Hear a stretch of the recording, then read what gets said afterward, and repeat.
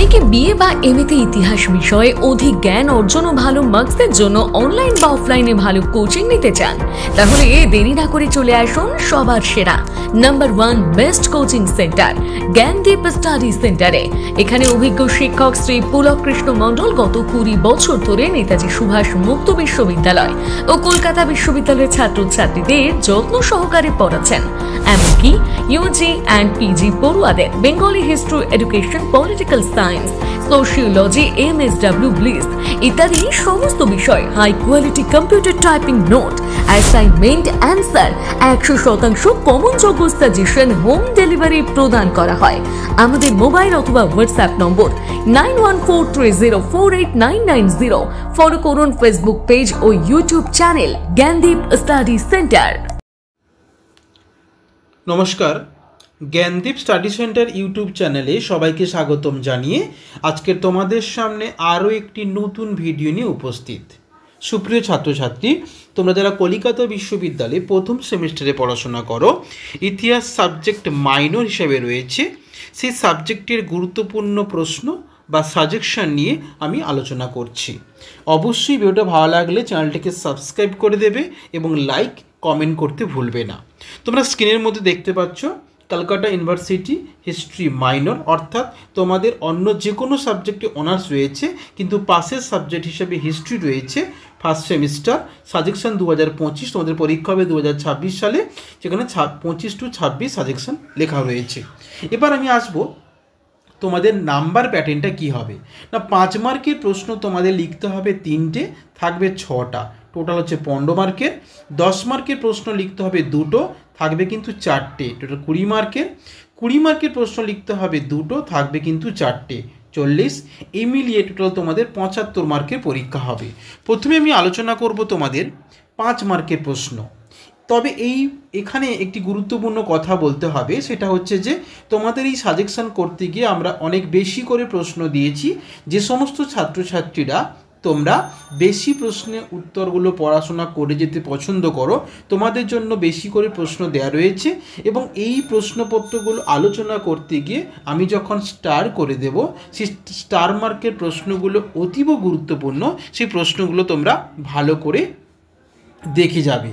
আর যে সমস্ত ছাত্রছাত্রীরা তোমরা অনলাইনে ক্লাস করতে চাও কিংবা অফলাইনে ক্লাস করতে চাও, আমরা অফলাইন এবং অনলাইন দুটো মাধ্যমে আমরা পড়াশোনা করাচ্ছি। এবং যদি কারোর নোটস বা সাজেকশান তোমরা পিডিএফ আকারে নিয়ে নিতে চাও, তাহলে অবশ্যই স্ক্রিনে দেওয়া কন্ট্যাক্ট নাম্বারে কিংবা ডেসক্রিপশন বক্সে আমাদের হোয়াটসঅ্যাপ নাম্বার দেওয়া থাকবে, সেখানে তোমরা যোগাযোগ করতে পারো। চলো কথা না বাড়িয়ে আমরা শুরু করি। যে প্রশ্নগুলো একেবারে ইম্পর্টেন্ট প্রশ্ন রাখা হয়েছে।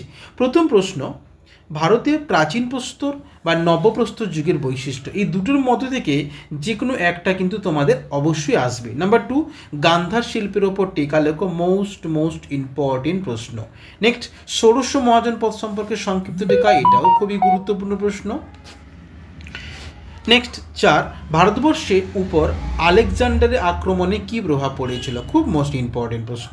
নেক্সট, মেহেরগড় উৎখননের গুরুত্ব লেখো বা সংস্কৃতি সম্পর্কে লেখো। নাম্বার 6, হরপ্পার ধর্ম বা সিলমোহর সম্পর্কে টিকা লেখো।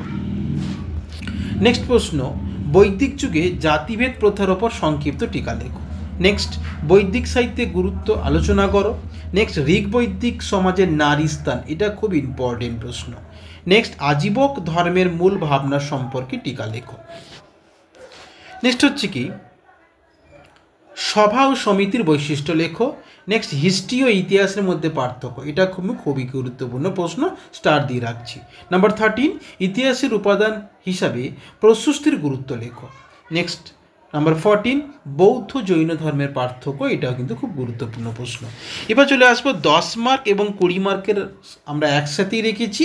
প্রথম প্রশ্ন, হরপ্পা সভ্যতার নগর পরিকল্পনা সম্পর্কে আলোচনা করো। মোস্ট ইম্পর্টেন্ট প্রশ্ন। নাম্বার 2, প্রাচীন ভারতের ইতিহাসের পুনর্নির্মাণে প্রত্নতাত্ত্বিক উপাদানে গুরুত্ব লেখো। নাম্বার 3, ষোড়শ মহাজনপদ সম্পর্কে লেখো। এটা আমরা 5 মার্কেরও দিয়েছি, আবার 10 মার্কেরও কিন্তু আসতে পারে। নেক্সট, আর্যদের আদি বাসস্থান সংক্রান্ত বিতর্ক লেখো। এবার 5 মার্কের 5 দাগে প্রশ্ন, এটা করতে হবে, যদি 1 নম্বর দাগে দিয়ে দিয়েছি। নেক্সট, হরপ্পা সভ্যতার পতনের কারণ ও বৈশিষ্ট্য, মোস্ট ইম্পর্টেন্ট প্রশ্ন। নেক্সট, মগধ সাম্রাজ্যের উত্থানের পেছনে ভৌগোলিক ও অর্থনৈতিক কারণগুলি আলোচনা করো। নাম্বার 8, প্রতিবাদী ধর্ম আন্দোলনে ও উদ্ভবে কারণ লেখো। নেক্সট, নবপ্রস্তর যুগীয় বিপ্লব বলতে কি বোঝো।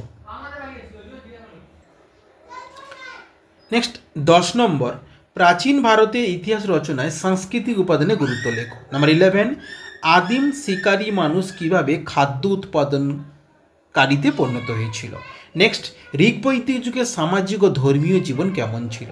নেক্সট 13, বৈদিক যুগে বর্ণ ব্যবস্থা আলোচনা করো। নাম্বার 14, সঙ্গম সাহিত্য বলতে কি বোঝো। দক্ষিণ ভারতে আদি সঙ্গম সাহিত্যের সংস্কৃতির ওপর আলোকপাত করো। নাম্বার 15, গৌতম বুদ্ধের মূল উপদেশগুলি আলোচনা করো। নাম্বার 16, আজীবক ধর্ম বলতে কি বোঝো, এর সংক্ষিপ্ত আলোচনা করো। তো এই ছিল তোমাদের ফার্স্ট সেমিস্টারে ইতিহাস মাইনরের গুরুত্বপূর্ণ প্রশ্ন বা সাজেকশান। যদি কেউ আমাদের সাথে বা আমাদের কাছে অনলাইন কিংবা অফলাইনে ক্লাস করতে চাও, তাহলে অবশ্যই স্ক্রিনে দেওয়া কন্ট্যাক্ট নাম্বার কিংবা হোয়াটসঅ্যাপে আমাদের যোগাযোগ করতে পারো। ডিসক্রিপশন বক্সে আমাদের হোয়াটসঅ্যাপ নাম্বার দেওয়া থাকবে এবং হোয়াটসঅ্যাপ গ্রুপ দেওয়া থাকবে। অবশ্যই ভালো থেকো, সুস্থ থেকো, আবার কোনো ভিডিওতে কথা হবে। Thank you.